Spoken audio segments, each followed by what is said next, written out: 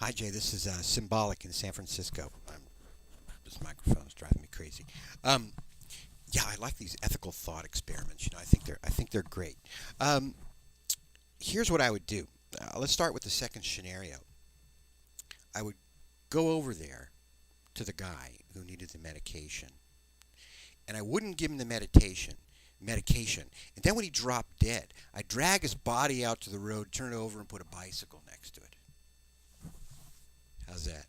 Let the next guy worry about it who comes driving along in scenario one. Um, no, on a serious note, I would actually help both people in both scenarios. But the thought process, the decision making process would be different. For instance, driving down the road and coming across a body. Let's say the body's right in the middle of the road.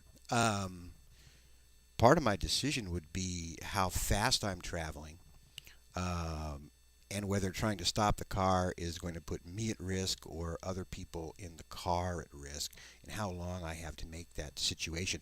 The quicker, I think, the shorter the period of time that you have to make the decision, it becomes more of a mathematical decision. It's, you make a quick mathematical calculation and you just say, drive over him or don't drive over him. If you have more time, you can kind of weigh the risks, weigh and bring in a lot of the other ethical stuff. So much depends on context. Where are you? What are the surroundings like? But in most cases, if I wasn't traveling 245 miles an hour, I would probably stop and check on the guy. I would.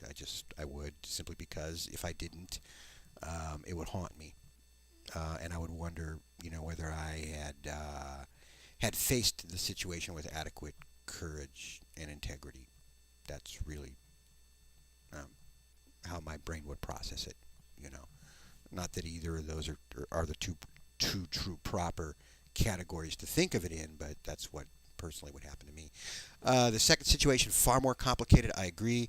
I would still help the guy, man. I couldn't have the guy's death on my conscience in that regard.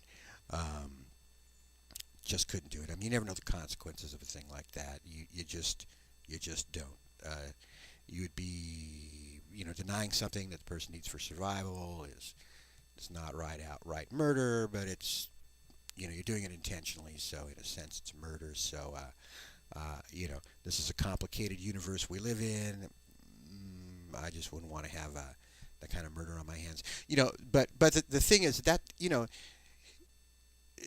that's one solution to the problem, to let the guy die. But the real situation needs some other kind of solution. It's certainly challenging. There's no easy solution to that, but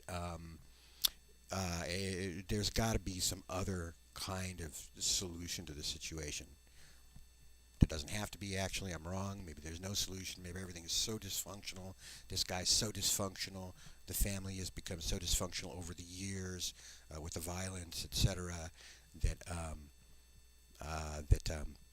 that that there is no resolution. I don't know. I mean, you know, I mean, what? Maybe drive-in counseling. I don't know what. So in any event, though, but I would, I'd help both people out, depending on how fast the car was going. Good questions. Thanks.